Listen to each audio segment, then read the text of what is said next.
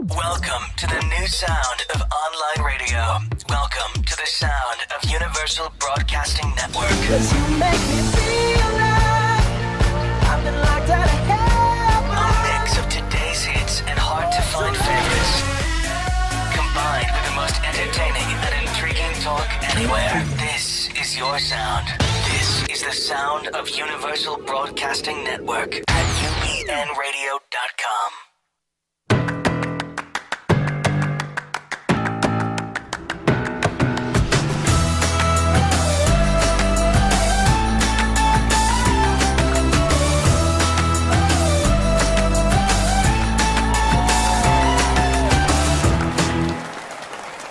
Richard listens on sports. Hey, everybody.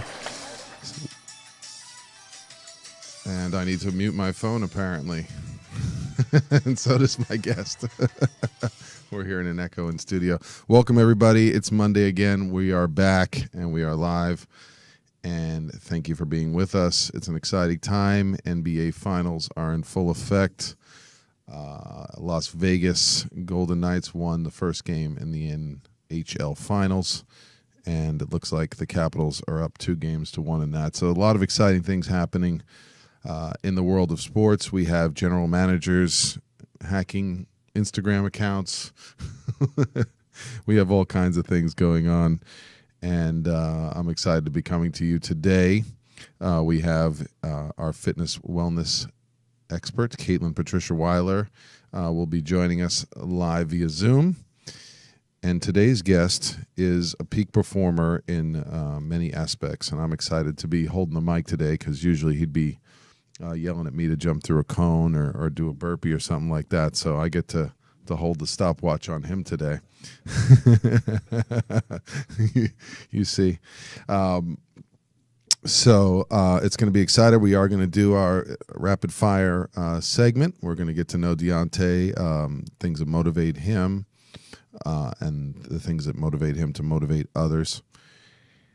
And let's see. I want to thank our special sponsors, Alien Pro Grips for baseball or tennis. And thank all of you. We're up over 1,000 followers on Instagram. So thanks to all of you supporting the show, reaching out, and supporting us. And thanks for all of you who've subscribed to the ebook. And more to come on that front this month.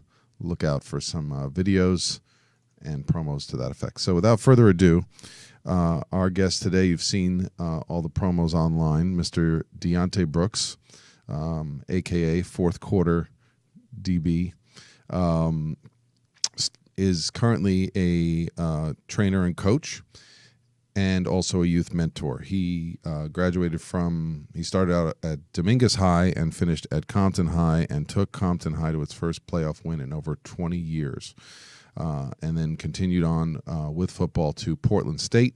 Shout out to the state of Oregon, always one of my favorite. So we're excited to hear about his journey, and then we're going to give a little segment later for all you who are interested in the NFL and the NFL Combine. We're going to get a look at the 40-yard dash and some tips from Dionte on how to improve your 40 time, or at least my 40 time, which is pretty slow. But you know what? We all have to start somewhere, and we don't want to discourage even those of you who have, never even attempted a walk around the block, let alone a 40-yard dash, from giving it a shot. So without further ado, we're going to introduce Mr. Dionte Brooks.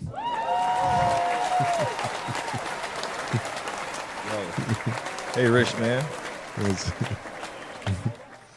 How are you? I'm good, man. Thank you for having me. Hey, thank you. I know it hasn't been easy to get you in here, and you have a busy training schedule. A little bit. It gets hectic a little bit for me. So we're gonna introduce you briefly. Then we'll bring on Caitlin while she has a moment to do her segment, and then we'll get into some of the nitty gritty. Sounds good. Yeah. So you mentioned that you had to transfer from Dominguez to Compton High. Was that because the family moved or something like that, or? No, it's actually just a better football program. Just a coaching change. We had a different set of coaches when I first started attending at Dominguez High School. by the name of Coach Bryant, and he ended up getting a head coaching job at Compton High. So a lot of our players kind of like some players stayed at Dominguez, and then some players went over with Coach Bryant. So I was one of the players that actually like transferred over and went with Coach Bryant to play with him at Compton High. So you knew there was something special that was going to happen over there. Yeah. So basically, all the kids that pretty much that transferred over, we had already played with each other like basically all through our life, coming up through the pop runner ranks. So I guess we was wanting to put it all together and then make it all make sense and come back and play for a coach that we already been playing for. Dominguez is already a known powerhouse back in our town. So Compton High was really not known for like big football. So we wanted to we all grew from the city of Compton, wanted to like make that school be known for something more than what it was. Yeah. So you're a big Pop Warner guy. Yeah. I come from the Pop Runner ranks. So, yeah. And how do you feel about its progress and development and importance in youth sports? I feel it's very grew so much since I've been from the youth, and when I see now it's grew tremendously. I tell kids now you can literally play football 12 months throughout the year. When I grew up, you just basically had just football practice in the summer and just the football season. And after football season, it was over. Now you have camp, you have training camps, you have Nike events, you have Adidas events, you have 7-on-7 tournaments, you have flag football, you have the regular football. You have so many leagues that you could just go off doing. There's so many safety things that they're teaching the kids now how to play. So it's really kind of like very exciting to see kids that they grew up in this type of environment to be able to like put all their essence in what they enjoy to do. Yeah, that's an interesting point. So you touched on a couple things there. So now there's more access, there's more opportunity. Yeah.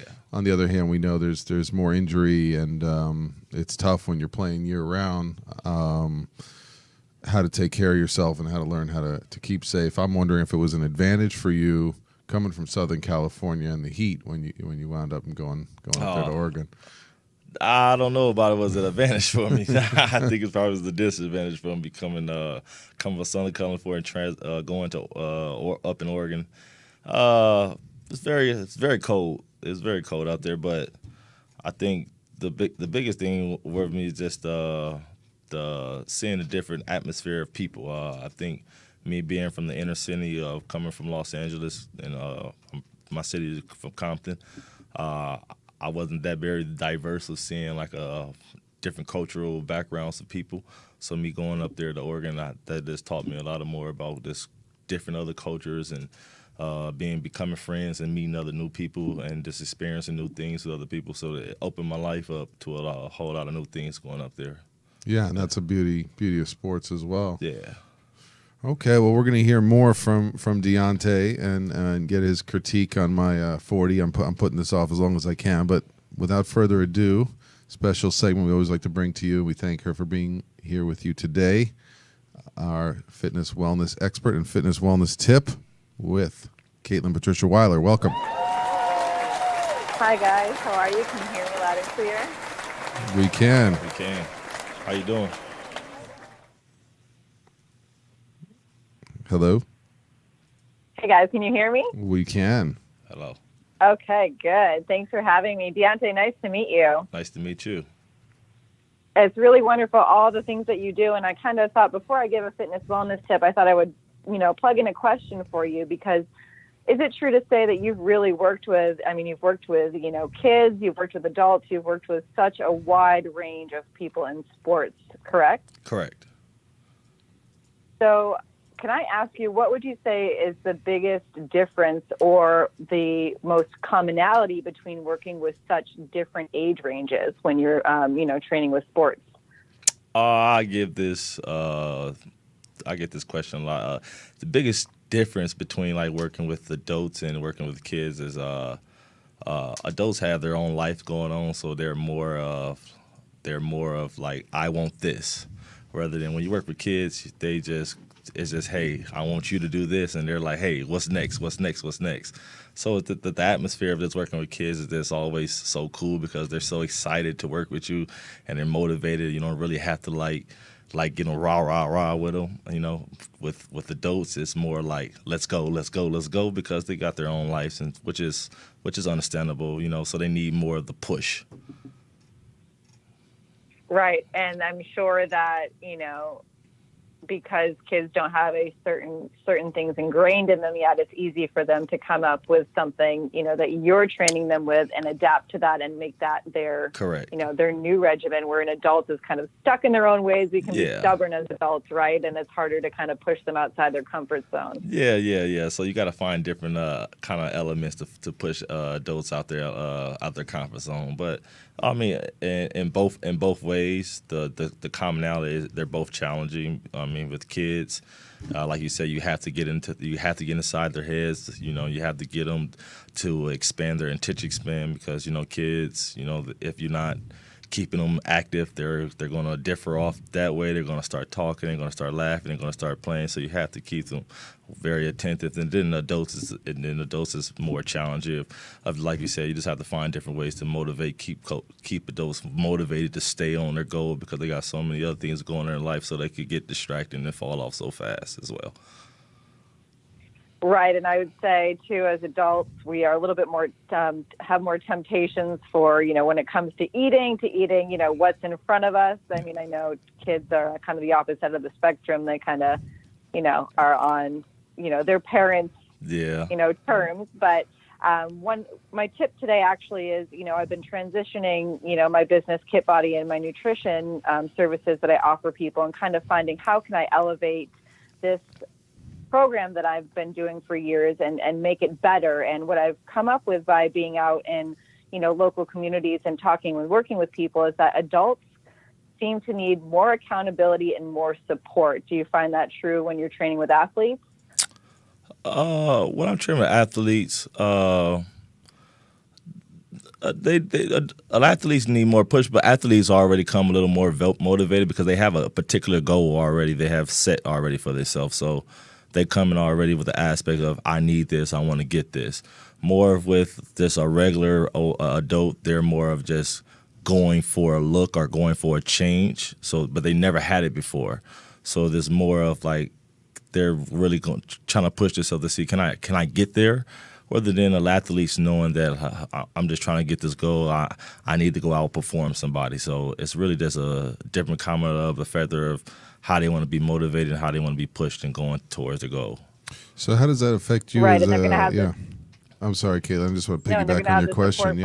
From their whole team versus, you know, not having the support from just a trainer. You have the other athletes to support and motivate them too. Of course, yeah. And you have, like you said, you have coaches, you have trainers, you have family that's pushing you in the background, and you have just a sense of like knowing where you see where you want to be at. Other people like the regular adult that just comes in and says, hey, I just want to start doing this. They really haven't seen where they can really be, so they don't see the potential yet.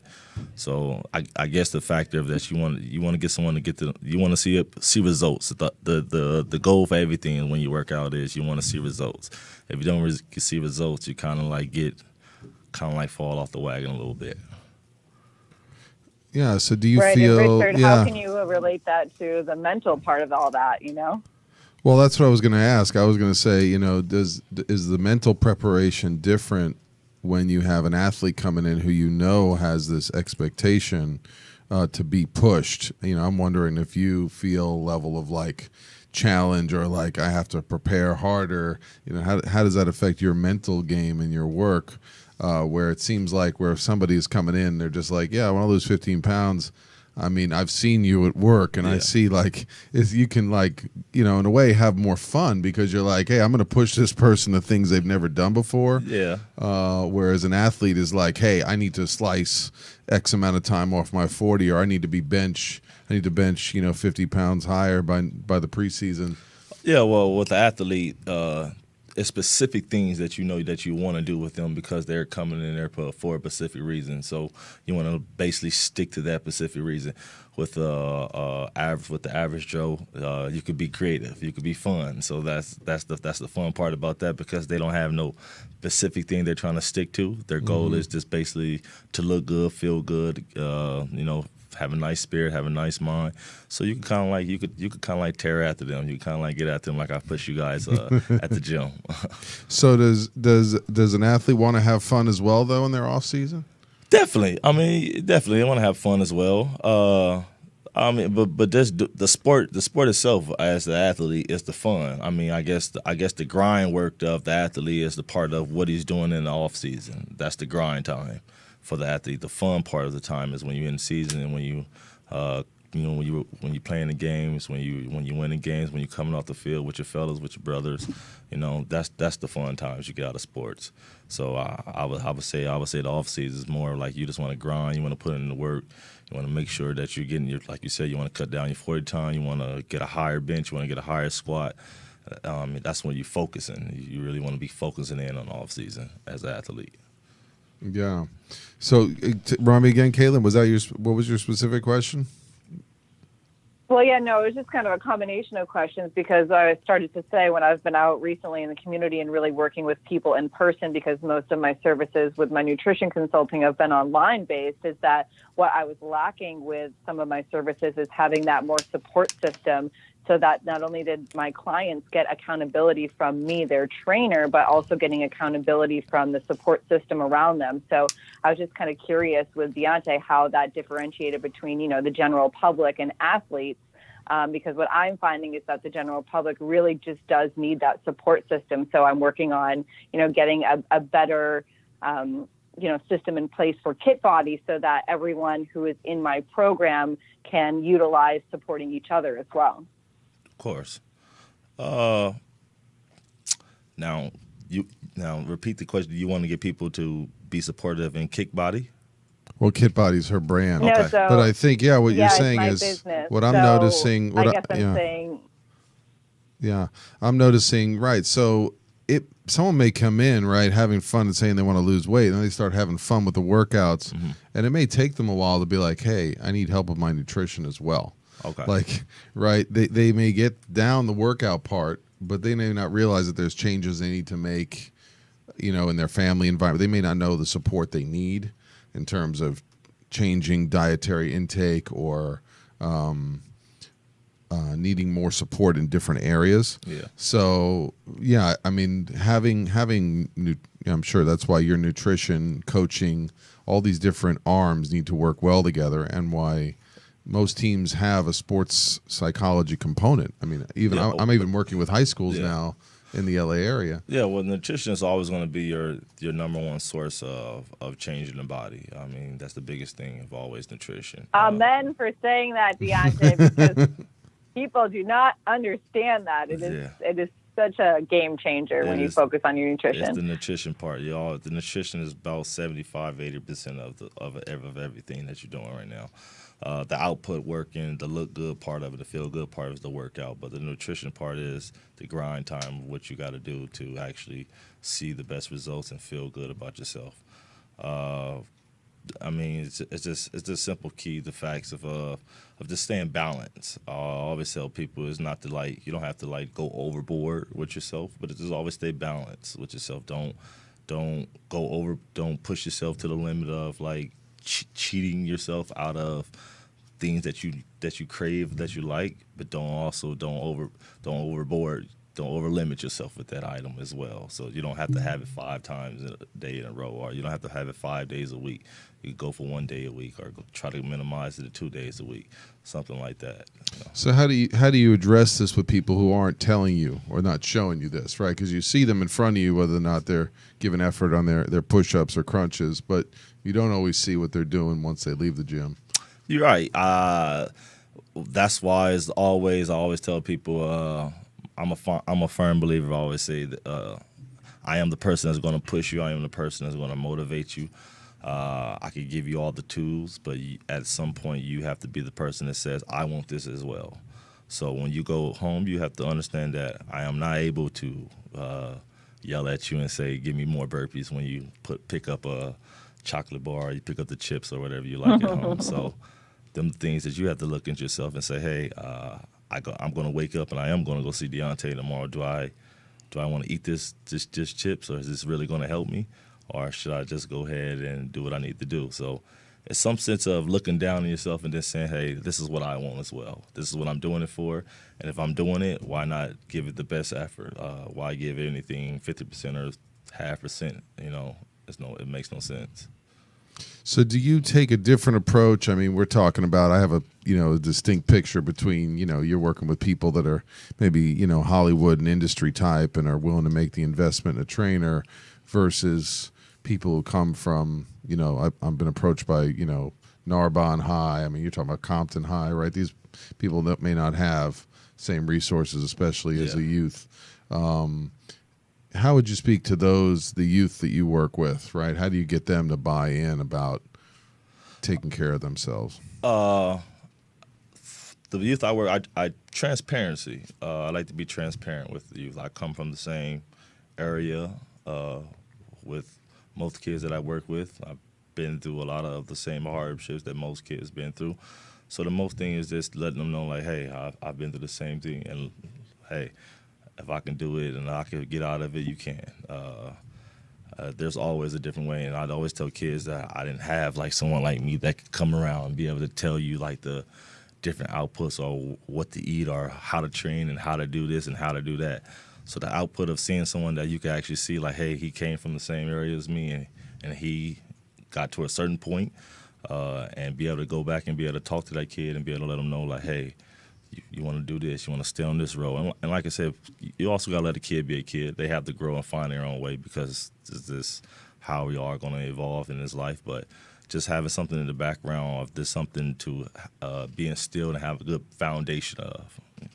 Yeah, mentors.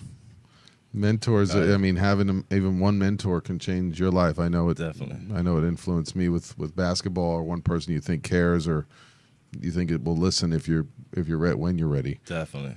So Caitlin, did you have anything else you want to ask us today? I know you have to jump off soon.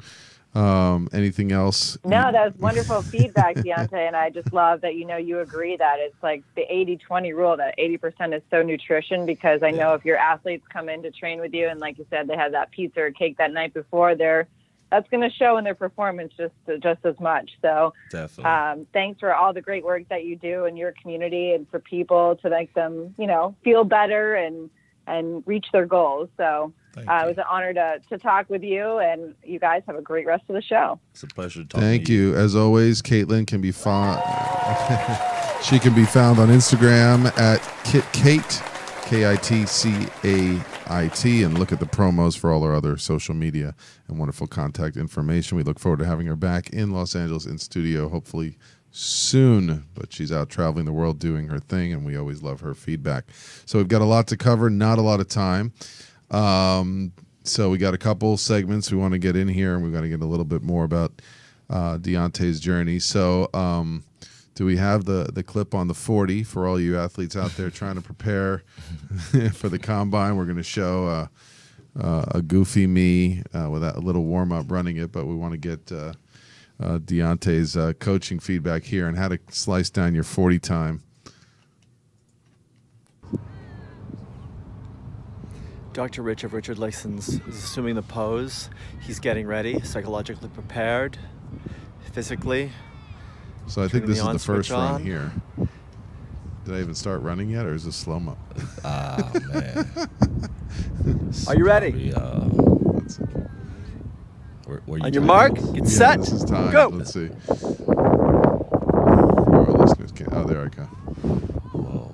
I don't know if you can see that. Oh, nice finish right there. Play the second one. I think the second one we got it down. Oh, that was it? Okay.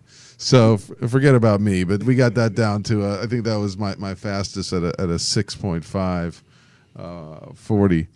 So what are the main things you focus on when you're trying to run your 40-yard dash? And Definitely. Main thing is always just the start. You always want to start off at low. You want to start off live. You want to drive. You always want to make sure you're driving yourself. Getting hips up, driving knees up, and making sure the elbows is high and tight, and make sure you're pumping and keeping your chin low. The first 10 yards is always the most important thing, and then keeping a nice stride all the way through. yeah, because I noticed you stand up too quick. That wind starts to hit you. It starts to hit you and holds you back. You're right. It's gravity. So are you seeing a lot of guys come in who are trying to just slice even like, 0.2 off their 40? I mean, is that? That's more, I mean, the 40 time is more of like when you're getting ready for like the combine events, when you're trying to slice that. It's very important to work on that event.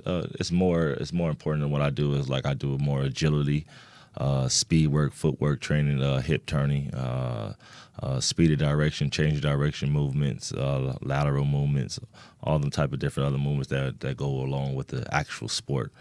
The 40 time, as we know, is just something that you just want to clock and see how fast you are. What's your top speed? What's your top speed? But as you know, as we play in a game that the game is played at different levels. Like at different changes of pace, it's not always about the top speed. Right. You may be going from almost a standstill to having to get a running back in the hole. Correct.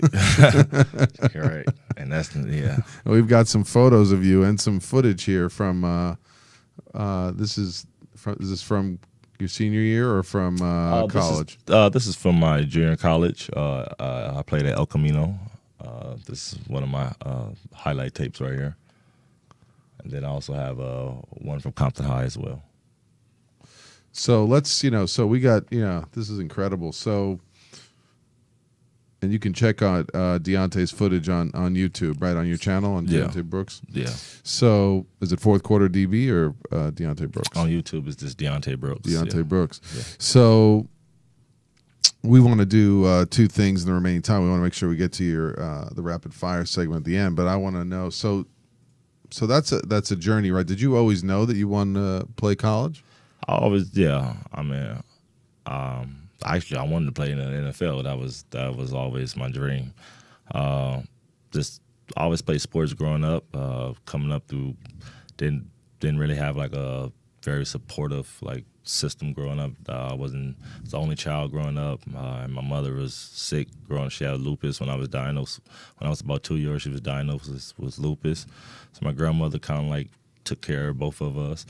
So I was basically like put in sports just to like keep myself occupied. A lot of times I played baseball, played basketball, played football. Football was the one thing I probably really stuck with. I was a good baseball player, but it's kind of hard to get a lot of people to come watch you out there. Not as big. Yeah, and I think basketball was probably like my favorite sport as a kid, but I kind of like figured in high school I wasn't getting that tall and I wasn't no point guard, so I had to like quit that dream. More of the enforcer type. That was more the enforcer type. Like, yeah. Well, we can use you on my team, but okay. So so you mentioned that. So you're and we know this, and we know that for every athlete, there's for all these physical tests that you put yourself through, and I can't even imagine watching some of this footage. The amount of time in the gym, the workouts, the preparation, like you said, the year-round camps. There's, it's a battle. Yeah. And for you, in what you've shared with me recently, I know that the family's been real important. Yeah. And it's been a challenge recently, going through your own grief process. So I appreciate you being present for everybody through that. Definitely. How important to you has your grandma been through this whole sports journey and your own resilience and development? My grandma was always that person I could always count on. That was always in my corner. Her and my mom, I tell people, no matter how far, no rain, no snow couldn't keep them winning any Pop Warner game I ever had, any high school game I ever had. It came to they were there every game. I knew where to find them at. I knew where to look at and see my mom and grandma right there. So that was always special to me, and that's what I think that always kept me motivated to always play. Always made them happy. It always got them out the house. Were they the stoic, quiet fans, or were they the loud, cheering you every play? Probably my grandma can probably get to be the loud one. Probably, yeah. My mom probably sit back and be nice and easy, but probably my grandma be the one out there like, "Let's go," or something like that. And would you be tracking them as an athlete, like where they were in the stands after a play or after you came off? Yeah, definitely. Yeah, I mean that's what you do it for. You do it because you like the game. You also do it for the fans. You do it for the people who come to cheer you on. Like I said, that was something that motivated me to know that they were there, and I know that I could like make them proud, make a sense of like saying like, hey, he's out doing something in the world rather than other things I could have been doing at the time. So, yeah. Yeah, it's a reflection of how they raised you, and and so you mentioned the transition, having to go all the way up to Oregon. Were they able to make any of your games? Oh, they did. They made 2 games. It's kind of course, it's been in a different state playing. That's kind of like made it hard. Yeah, but I had 2 games that I played in California though, and they did make it. It was up north, so they did drive up north and make it to them 2 games as well. So I was very appreciative as well. They watched all games on TV though, so they're all like most games that we have are like televised on TV. Oh, great. So the games that they did kind of watch, they could see it online or they watched on TV. What network is that? It was like Big Sky TV up there. I think in Portland it's called Big Sky TV, and then the Big Sky Net online. So you could have like just downloaded it on your phone and then watched it online as well. That's great. Yeah, they will stay connected that way. So you mentioned one of your other mentors, Coach Keith. Keith, was he from Compton High or from? Yeah, he was from Compton High. So I met Coach Keith at Compton High. He was he probably one of my first coaches that I ever like felt they pushed me to my biggest limits. Like I had never probably like growing up, I probably like said this a special athlete. Probably just grew up as a regular athlete, but I guess when I got to him, he made me more than an athlete. He pushed me to my hardest limits. He made me do things how I make you guys push the sled, drag a sled 100 yards down the field. He made me stay at the practice while everybody else left. I had to stay and run extra gashers. Things I guess he just saw something more in me than which was good. So it wasn't all roses and sweet words. No, it wasn't all roses and sweet words. I had a lot of bad words from him that I just couldn't get off my mind at the time. But it was definitely worth it. But you felt he saw your potential. Definitely, he definitely saw my potential, and he helped me be the guy I am today. We're still very close. He helps me out anything I need from him. So shout out to Coach Keith for always having my back, man. I appreciate that. Yeah, thank you, Coach Keith, because I'm gonna be thanking Dionte while he's giving me the extra burpee. So that's a key point, because even mentors have mentors, and this is a key concept that we think that people who have established and made it, don't continue to draw off the spring of what's helped them develop. And so I appreciate Dionte sharing that, because for every youth mentor or coach, and for those that are finding themselves a little bit stressed out or overly reactive to winning and losing or the ups and downs of their commitments, I encourage you to continue looking out there for someone who can help you with that burnout, stress, or just getting back to the key components of what you love. So thank you, Coach Keith. And for anyone who's out there mentoring youth or mentoring mentors. Exactly. So, okay, well, we're going to go into our fun segment here. We'll change it from the serious, powerful influences to a little bit fun. Get to know Dionte. We're going to give. We have a stopwatch at a minute. Put it on the clock for a minute. There you go. There's our rapid fire graphic. So I think we're going to try and get 10 questions, 1 minute. Okay. Tell me when to go. We're good to go. Okay, let's see. All right, Dionte, favorite mascot? Viking. Favorite soul food? Man. Pork chops. Okay. Favorite workout? Bench press. Your top 40 time?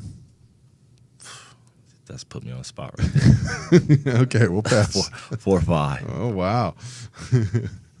Okay. Let's see. All right, 4 or 5. Most tackles in a game? 21. Wow. Okay. Let's see. A person you'd most like to train in the gym this summer?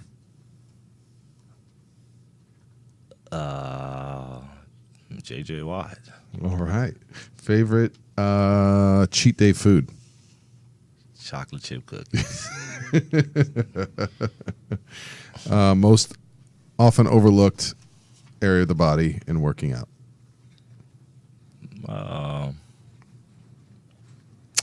have to go with hamstrings. Hamstring. Okay. And Jarvis, last one. What do you got? Question?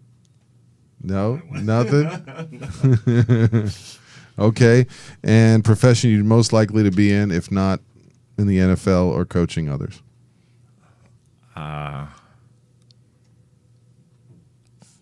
Firefighting. Right on. That's our rapid fire segment, folks. Didn't expect that one to come out. Okay. So it's been an absolute pleasure having Dionte Brooks on our show. I mean, we have the pleasure of we're getting to see Dionte doing some muscle ups or something over there in studio. But it is not often that you get to meet people who commit from such a young age and then take their passion, share it with others, and continue on their journey, even while they go through their own challenges. And so it's always an honor for me when we meet athletes who are willing to be that transparent. We know it's not easy. It's not always what we see on the surface to keep showing up and physically doing the grind, like Dionte says, when things are not going well. And so what we do in those times as athletes, how we take care of ourselves, who we reach out to, how we treat ourselves, really that relationship to ourselves as an athlete, as a human being, and all that goes into that ecosystem, the important relationships, family, community that we continue to honor and respect, are an important part of that evolving journey. So we are humbled today. We are thankful for Dionte to have joined us today. Dionte, tell us how people can find you, connect with you in the future. If you're a youth coach out there, or if you want to improve your NFL Combine 40 time, how can people find you and get in touch with you? People can get in touch with me through Instagram. My Instagram is _DB, and also Twitter at _DB as well. And then I also work at a studio in Beverly Hills. You guys are always welcome to come up there. Always open to work with any athletes, any youth, that any parents, anybody that's want to contact. Like I said, I just like to help. I like to help out everyone. I like to just provide back for the community, especially inner city kids. Kids that really just didn't have the chance, or really think they don't have a chance to get their word out, or don't have focus, or don't feel like they don't get enough attention, anything like that.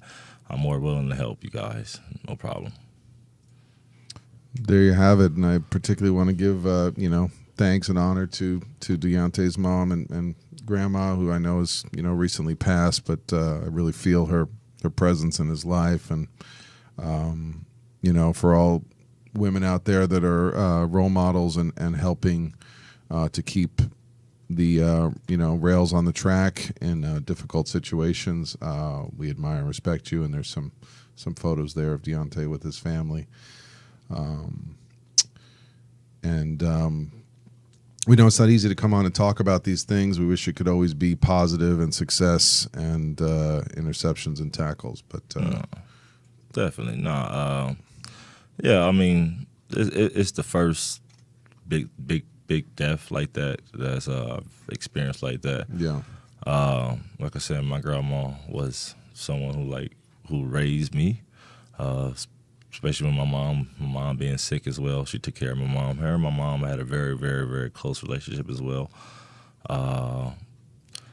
It's not the hardest thing, but I feel like you just always have to just guess you got to prepare yourself for things like this to happen in life. And I feel like the biggest thing she'll want me to do is to be happy and live my best life. I got the chance to talk to her, as close as things were happening.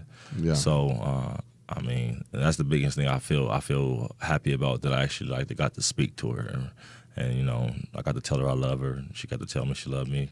We got to talk. We had to have a long conversation that we always used to have. So that was really special for me, just to have that moment before she passed away. Yeah. And that's important. Yeah, I want to thank you again. I know we have to sign off here in a minute, but how we handle grief, it's something that a lot of people don't want to talk about. They want to avoid talking about, but it happens to all of us, and it happens to athletes. Yeah. And I can see the way that, on the one hand, there's a physical loss, on the other hand, I can see the inspiration and the meaning she gives to the work we do, and to your character. Definitely. My grandma, if you talk about mentoring, my grandma was the neighborhood mentor. She took care of all the kids around the neighborhood. That was the one thing I always got from her. So I think that's probably where I get her from, just wanting to help everyone, or help kids. I see her help everyone. That was the biggest thing. Anything she could give. Everyone came over to my house for food, breakfast. All my friends, the light spend the night because they knew they was gonna have a McDonald's McGriddle sandwich. Oh, man. Anything in the morning, donuts in the morning, anything like that. She was just the giver. So she's a beautiful person, definitely. Well, thank you again for honoring her and being here today with us. Thank you. We will be back in 2 weeks. And then, yes, so thank you again for staying tuned. Keep following us on Instagram. Again, Richard Listens at Instagram, on Twitter, and Facebook /Richard Listens. We appreciate you all. Keep sharing all your ideas for interests in sports psychology, who you'd like to hear from. We're going to have exciting guests. We're going to have Arit Yellen back on as a part 2. And this is Richard Listen signing off. Have a great day, everybody.